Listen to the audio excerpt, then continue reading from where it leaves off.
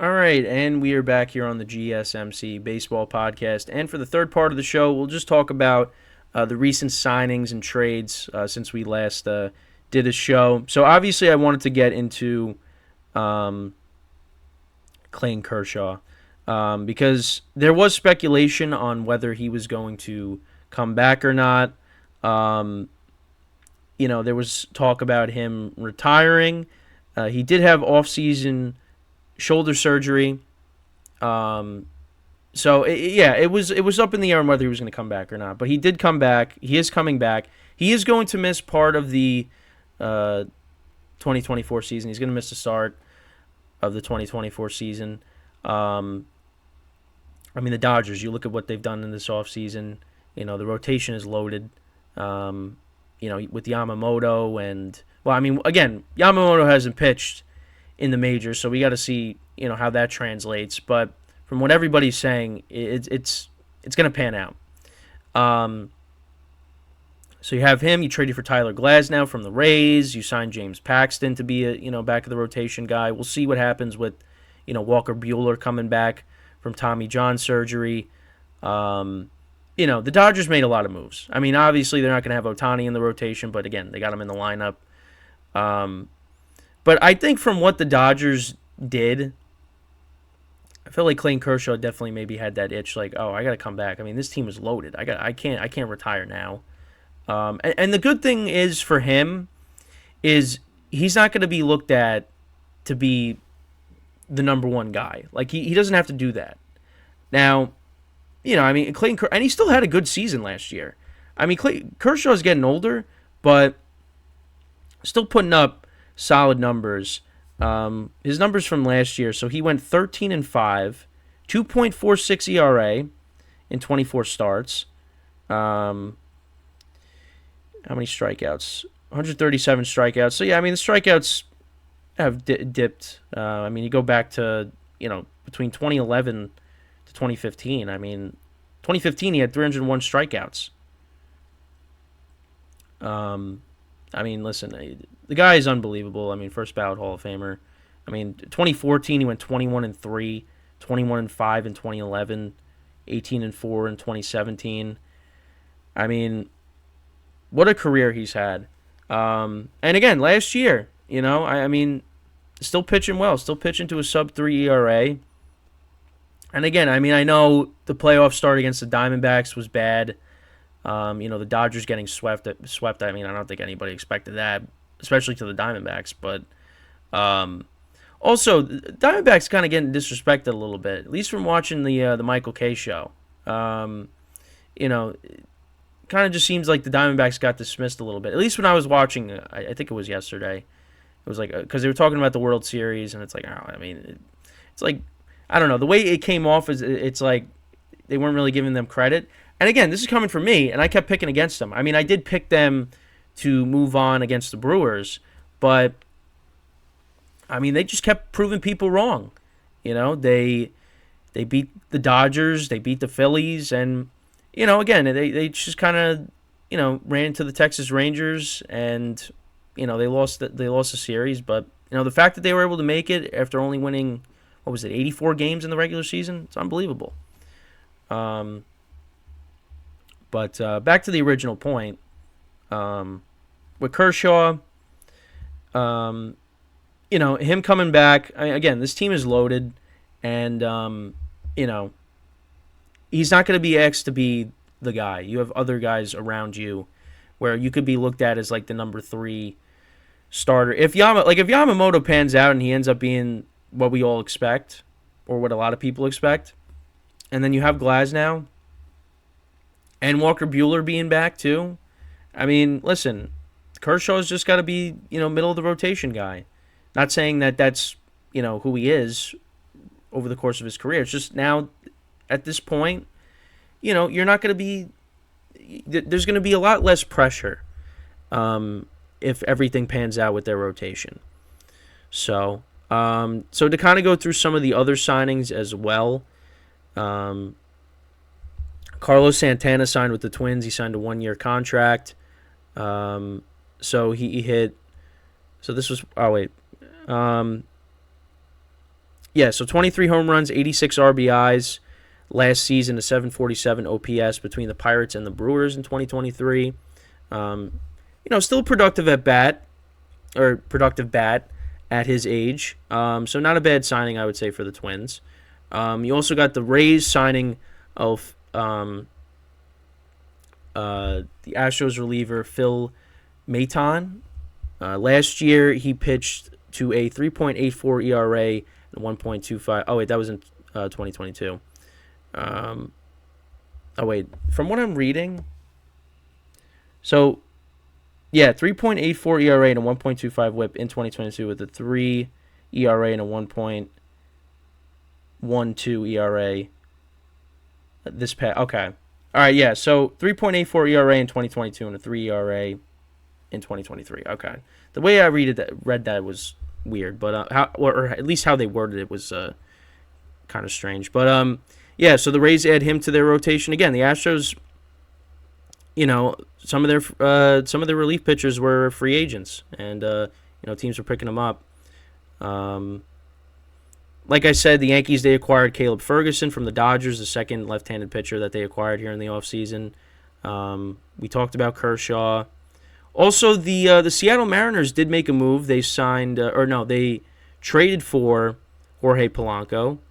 Dealt with injuries recently, but I think he could be a decent bat to have for them. The Angels, they signed Aaron Hicks. Once he got traded to the Orioles, he looked like a better player. And listen, with Mike Trout, dealing with injuries constantly, I mean, you need some depth at that position. And, he's going to be joining Taylor Ward, Joe Adell, Mickey Moniak. So, I mean, we'll see. I think that change of scenery, definitely helped Hicks. And good for him. I mean, he. I think it was a rough go with the Yankees, and I mean, you saw how different it was once he went to the Orioles. I mean, he looked like a different player. Also, the Cubs. I don't think I went over this the last time I did a show, but the Cubs, they signed Hector Neris, again, one of the other Astros relief pitchers that was on the market. He signed a 1-year, $9 million contract with an option for 2025.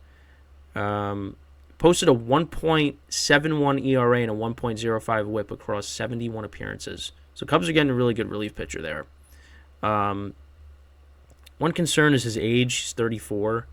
But you know what? It's a good signing.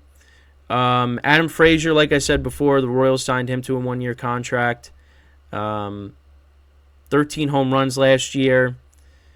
So, we'll see. I mean, that's, again, add more depth to your infield. I don't remember if I talked about Jock Peterson and David Robertson being signed. Robertson signed with the Rangers. Jock Peterson signed with the Diamondbacks, so he stays in the NL West. I might have not, but I just bringing him up again, I guess, in case I did, again, because it's been a while. I did bring up Justin Turner signing a 1-year contract with the Blue Jays, 276 batting average, 23 home runs, 800 OPS last year with the Red Sox. I mean, you wonder why didn't the Red Sox bring him back? I don't know. Again, it all goes back to what are the Red Sox doing? And to be honest, I don't really know. I don't really know what they're doing. Went over that. Caleb Ferguson trade. Kershaw, talked about that. The Brewers, they signed Gary Sanchez. Was decent last year for the Padres. It showed some power last year. So we'll see what happens with the Brewers. I mean, the Brewers, it's interesting because, it seemed like they wanted to be they wanted to compete in 2023 or 2024, and now you traded away your best pitcher. So I don't know what they're, and again, both, like, talk about the AL Central, the NL Central is also a weak division too. So, yeah, I don't know. I really don't know. But the Brewers, they kind of just they've been going in circles too. Like, they're a competitive team, and, they get to the playoffs, and they can't take that next step. And there's a lot of teams that do that. And they're just one of those teams that it happens to as well. Also, a pair of former Yankee relievers, they got signed. Kenyon Middleton, who I actually did like. He signed with the Cardinals. Between the White Sox and the Yankees last year, he went 2-2 with a 3.41 ERA, 64 strikeouts, 1.25 WHIP. I liked him last year. I was hoping the Yankees would bring him back, but that ended up not happening. Also, Wandy Peralta signed a 4-year contract with the San Diego Padres. So it was for 4 years, $16.5 million,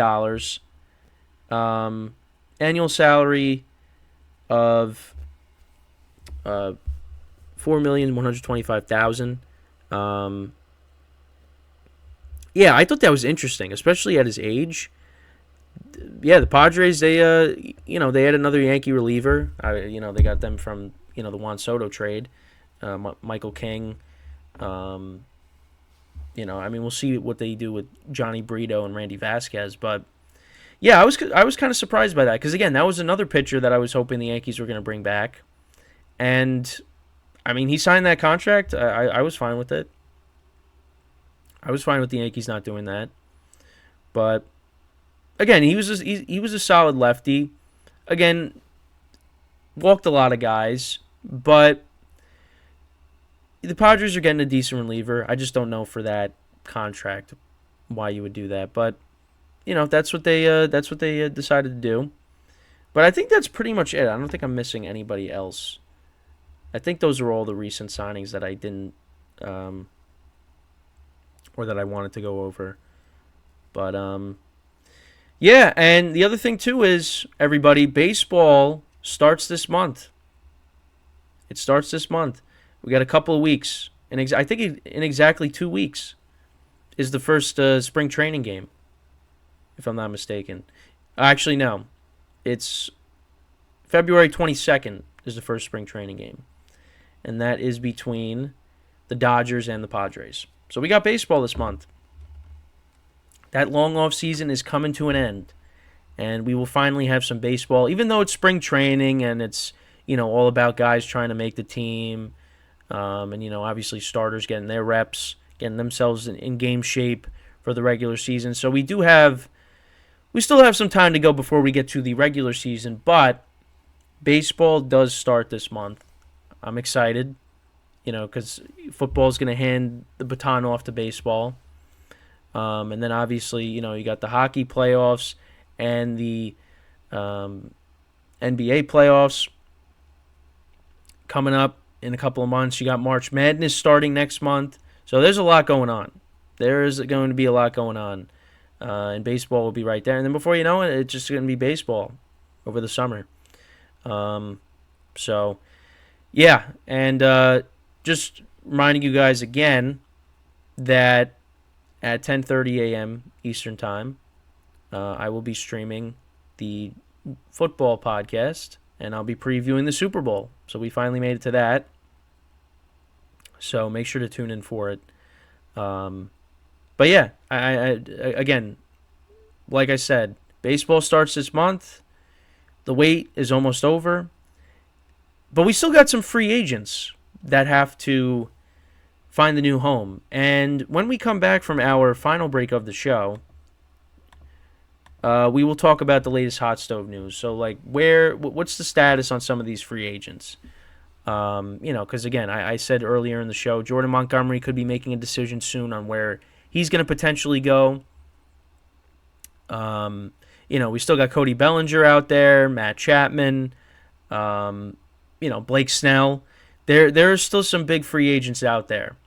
And, we'll see how long it goes before they actually end up, with a new team. Because it can end up going into spring training, So, so when we come back from our final break of the show, that is what we will discuss. We will talk about the latest hot stove news, latest rumors, and things like that. So, for one final time here, stick around, and we'll be right back here on the GSMC Baseball Podcast.